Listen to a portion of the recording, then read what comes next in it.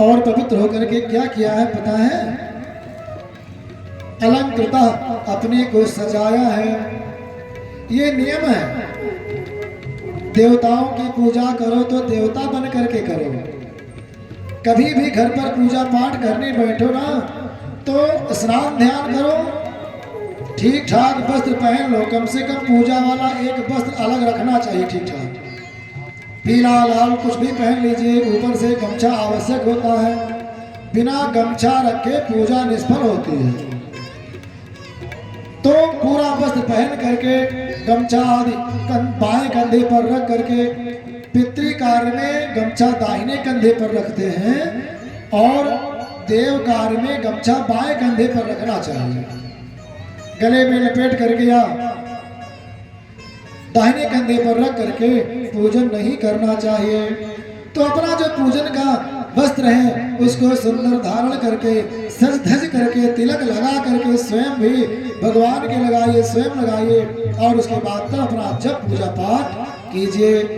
देवम भूत्वा देवम यजेत, देवता बन करके तब देवता की पूजा करना चाहिए। बोलो श्री वृंदावन बिहारी लाल की जय हो। कुछ लोग हैं नहाते हैं और केवल कच्छा पहन करके एक लोटा शंकर जी के लिए पानी उड़ेल देंगे और एक लोटा भर लेंगे सूर्य भगवान के लिए कहीं उड़ेल देंगे। वैसे सूर्य भगवान को जल दें तो नियम तो ये है कि जल में ही अर्घ देना चाहिए। किसी बर्तन में जल भर कुछ रहे उसमें देना चाहिए, नहीं किसी गमले में दीजिए। कोई पेड़ हो उस पेड़ की जड़ में दीजिए कि अर्घ भी हो जाए और उस जल का उपयोग भी हो जाए।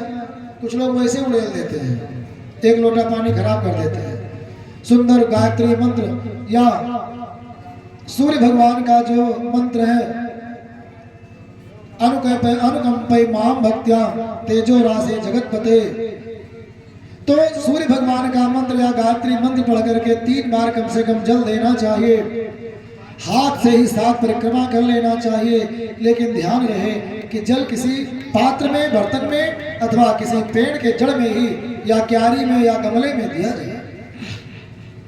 कहने का तात्पर्य है वस्त्र पहन करके ठीक ठाक बैठ करके पूजा पाठ करना चाहिए। हाँ, नहाते समय नाम मंत्र जप हो सकता है, सीताराम सीताराम सीताराम राधे श्याम ये सब कर सकते हैं, लेकिन मंत्रों का जप, स्तोत्र का पाठ ये सब बिना आसन लगाए नहीं करना चाहिए। बढ़िया से सज धज करके तब करना चाहिए। नंद बाबा सुंदर से अलंकृत हुए हैं सज धज करके और ब्राह्मणों को बुलाया है, ब्राह्मण लोग आए हैं, स्वस्ति वाचन करते हैं। स्वस्ति न इंद्र वृद्धस्रवाः, स्वस्ति नः पूषा विश्ववेदाः, स्वस्ति नस्तारक्षो अरिष्टनेमिः, स्वस्ति नो बृहस्पतिर्दधातु। हे नंद बाबा, स्वस्थ थे, आपका कल्याण हो, आपका कल्याण हो, ऐसा आशीर्वाद दिया है। जात कर्मात मजस्मय, और जो संस्कार होते हैं उन संस्कारों को किया है। बालक के जन्म के बाद सबसे पहला संस्कार जात कर्म संस्कार होता है। नांदी श्राद्ध जात कर्म संस्कार होते हैं, उसके बाद फिर अन्य संस्कार प्रारंभ होते हैं। 2-3 संस्कार गर्भावस्था में ही हो जाते हैं और उसके बाद शेष 13 संस्कार जन्म के बाद होते हैं। तो इन संस्कारों को श्री नंद बाबा ने किया है। आज तो सारे संस्कार लुप्त होते जा रहे हैं। वाचयित्वा स्वस्थैरम जात कर्मात् मजस्यवै, विधिवत एक होता है विधिवत और एक होता है विधि पूर्वक। तो विधिवत भी किया है और विधि पूर्वक भी किया है, अर्थात जो नियम था वो सारा कुछ किया है श्री नंद बाबा ने। और तो और धेनु नाम नियुते प्रादात, 2 लाख गायों का दान किया है। जो नंद बाबा 2 लाख गाय केवल दान कर रहे हैं, आप विचार करिए कि उनके यहाँ गाय कितनी रही होगी।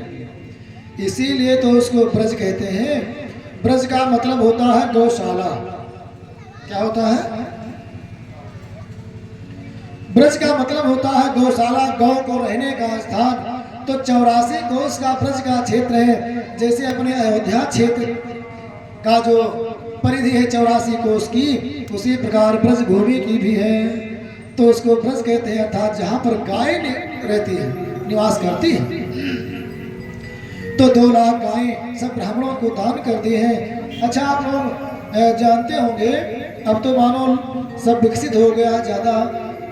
मथुरा जी में विशेष करके वृंदावन, बरसाना, नंदगांव और गोवर्धन के क्षेत्रों में आज भी गायों को बांधते नहीं हैं। हमने तो वहाँ अध्ययन किया है अभी लगभग 10-12 साल पहले, तो वहाँ भी अभी भी कुछ दिखाई पड़ते थे गौ बछड़े जो बांधे नहीं जाते थे। पहले तो बांधे ही नहीं जाते थे, अब तो सब खेती करने लगे तो बांधना प्रारंभ कर दिए हैं। लेकिन इतनी गाय कौन बांधता, कितना रस्सी पलहा खोजे। तो वहाँ गाय विचरण किया करती थी, शाम को घर पर आ जाती थी और बड़े आनंद के साथ जब छोटे छोटे गाय के बछड़े पूंछ उठाकर दौड़ते हैं ना, तो कितना अच्छा लगता है। बड़े सौभाग्यशाली वे लोग हैं जिनके दरवाजे पर नन्हे नन्हे बछड़े निवास करते हैं। जब अपनी माता का दूध पीने के लिए दौड़ते हैं, ऊपर पूंछ उठाते हैं और पूंछ उठा करके कुलाचे मारते हुए दौड़ते हैं। ये सब दृश्य कुछ सौभाग्यवान लोग ही देखने को पाते हैं, सबके बस की बात नहीं है। तो बछड़े भी संतान ही के समान होते हैं। जितना उन्हें प्यार करो उतना ही पास आते हैं, और कुछ लोग तो नाम भी रख देते हैं। भगवान तो बंसी बजाते थे और उनकी बंसी की लत इतनी पड़ गई थी सब गौओं बछड़ों को कि कहीं भी रहते थे, बंसी सुनते ही सारे गाय बछड़े भगवान के आसपास आ जाते थे। तो ये आनंद होता है गौओं के साथ रहने का। और जो गौओं में गुण है बछड़ों में ना, बछिया और बछड़ों में, वह विशेष है। गाय बच्चा देती है और आधे घंटे में ही बछड़ा कुलाचे मारने लगता है, खड़ा होने का प्रयास करने लगता है। और जब भैंस बच्चा देती है तो शायद दिन भर बीत जाता है, तब शाम को चाहे कुछ खड़ी हो पाए। सैकड़ों भैंस हो, गाय भैंस के बछड़े जो है बच्चे को छोड़ दिया जाए, अपनी माता को खोज नहीं पाएगा। और गाय का बछड़ा हजारों गायों में भी अपनी माता को खोज लेता है। ये मैं क्यों कह रहा हूं पता है? इसलिए कह रहा हूं कि गाय का दूध पीने पर उतना ही गुण व्यक्ति में आता है जितना बछड़े में आता है। जिस तरह से तेजवान और स्फूर्तिवान, बुद्धिमान गाय का दूध इसीलिए अमृत कहा गया है। तो इतनी गाय नंद बाबा के यहाँ है, दूध की नदियां बहती हैं, दही मक्खन की कमी नहीं है। आज की तरह ये जरा सा काम लग जाए तो खोजना पड़ता है। कहीं अगर यादव जी दूध लेकर ना आए एक दिन तो काली चाय ही मिलेगी। ये समस्या है। तो इस समस्या का समाधान केवल एक है, सुंदर गौ का पालन कीजिए, उसकी सेवा कीजिए। गौ की सेवा विफल नहीं होती है, तुरंत लाभ चाहे न मिले, लेकिन गाय की सेवा अगर की जाती है, किसी से पूछ लेना जिसने किया हो, गाय की सेवा करने के बाद मनोकामना अवश्य पूरी होती है। गाय की सेवा करते करते कोई वृद्ध हो गया हो, उसको विशेष लाभ ना मिला हो ना, तो उसके बच्चे को अवश्य लाभ मिलेगा, उसके लड़के को, बालक को, उसकी संतान को उसका फायदा प्राप्त होगा।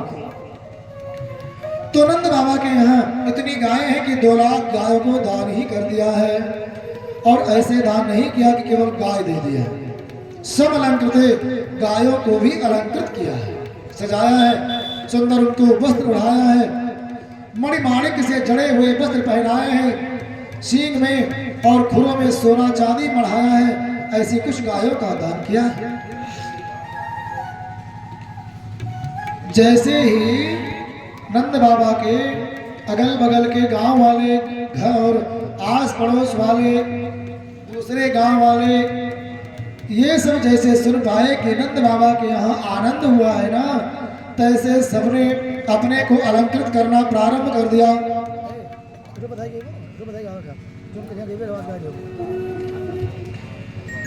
तो जब गोप ग्वाल सुन पाते हैं कि नंद बाबा के यहाँ आनंद हुआ है ना, तो सबके सब आनंदित हो गए। आप विचार कीजिए कि लड़का तो हुआ है नंद जी के यहाँ, तो पूरे गांव को खुश होने की आवश्यकता क्या थी?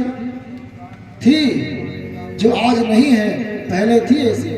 और होना चाहिए, पहले की व्यवस्था थी कि अगर गांव में कोई खुशी है तो उसकी खुशी में सब खुशी रहते थे। आजकल कलयुग का प्रभाव इतना हो गया कि पड़ोसी को दुखी देख करके खुशी होते हैं। हाँ, दुखी हो ही पर संपत्ति देखी, सुखी हो ही पर विपत्ति विसेखी। पड़ोसी को विपत्ति में पड़ा हुआ देखते हैं तब खुश होते हैं, और सुखी देखते हैं तब दुखी हो जाते हैं। ये स्वभाव हो गया है, लेकिन पहले ऐसा नहीं था। भागवत जी में कहते हैं कि जैसे नंद बाबा के यहाँ पता लगा कि आनंद हुआ है तो पूरे गांव क्षेत्र को आनंद आ गया और सबने अपने को अलंकृत किया है। कहते हैं गोपिश्चाकर्ण मुदिता यशोदाया सुतोद्भवम् आत्मानं भूषयामास चक्रुर्वस्त्रां कल्पांजनादिभिः। सारी गोपियों ने अपने को सुंदर सुंदर वस्त्रों से और सुंदर अंजन से, आंखों में अंजन लगाया है। अच्छा, अंजन लगाना चाहिए। आजकल तो कहते हैं कि डॉक्टर रोकते हैं कि बालकों को कान में तेल न डालो, आंखों में काजल न लगाओ। ये आज के डॉक्टर लोग रोक रहे हैं, लेकिन माताओं बहनों और छोटे बच्चों को काजल अवश्य लगाना चाहिए, शोभा उनकी चौगुनी हो जाती है। तो सभी गोपियों ने भूषयास चक्र अपने को सुंदर सजाया है और अंजन लगाया है। अंजन लगा करके, और पहले माताएं दांतों में मीसी लगाती थी।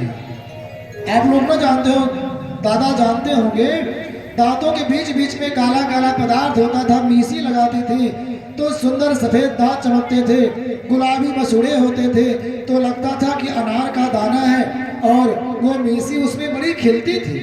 तो गोपियों ने आज मीसी भी लगाया है और सुंदर अंजन आंखों में लगाया है, सुंदर वस्त्र पहन करके। आप तो ब्रजवासियों का वेशभूषा जानते ही हैं, बढ़िया घाघरा पहनते हैं लंबा लंबा सा, पहन करके सारी गोपियां आ गई हैं और सुंदर उस बालक को देख करके अपने को धन्य मानती हैं। कुछ गोपियां तो नजर उतारती हैं और कुछ गोपियां आशीर्वाद दे रही हैं। ता आशीषा प्रयुञ्जानस चिरं पाहीति बालके हरिद्राचूर्ण तैलाभिः सिंचन्तो जन्मुज्जगुः। गोपियों ने ता आशीषा, बालक को आशीर्वाद दिया है। देखिए, भक्ति में सब चलता है।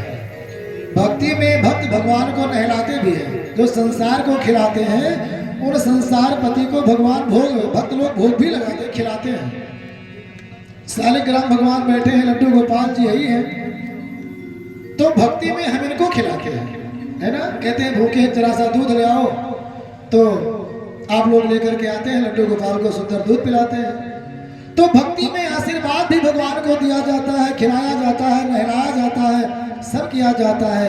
यही भक्त की भक्ति है और यही भगवान की भक्त वत्सलता है कि अपने भक्त के अनुसार ही वो बन जाते हैं।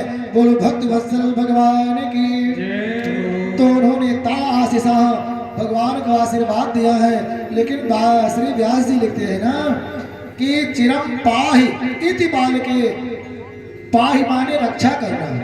तो मानो गोपियां कहती हैं कि हे भगवान, चिरम बहुत दिन तक, पाहि रक्षा करो, मेरी बहुत दिन तक रक्षा करो।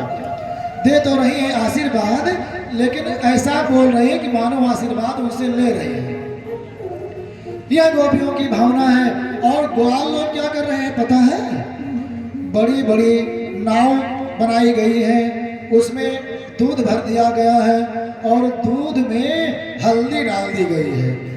एक नाव में तो दही भर करके रखा गया है। ये मट्ठा नहीं, सजाव वाला दही। मट्ठा सगुन में अशुभ माना गया है। सफेद चीजें सारी शुभ मानी गई। कहीं जाने लगो तो सफेद चीजें सगुन होती हैं, लेकिन मट्ठा और रुई ये दोनों अपशगुन माने गए हैं। काली चीजें सारी अशगुन होती हैं, लेकिन गाय और ब्राह्मण ये दोनों सगुन माने गए हैं। तो मट्ठा और मट्ठा अपशकुन है। आज सबने दही लाई है, दूर्बा लाई है, केले के स्तंभ लगाए गए हैं। पूरे ब्रज मंडल में घर घर सबके सामने रंगोली सजाई गई है, कलश रखे गए हैं।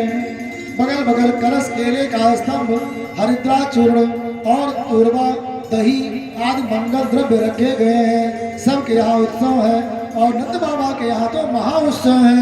सब लोग एक दूसरे को उसी दूध में नहलाते हैं, दही में नहलाते हैं।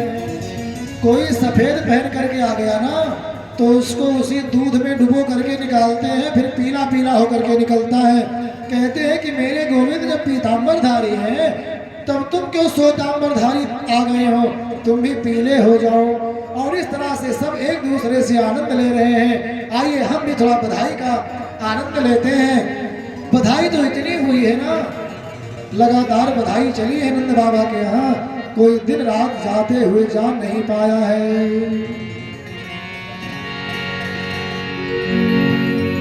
बिहारी लाल की जय।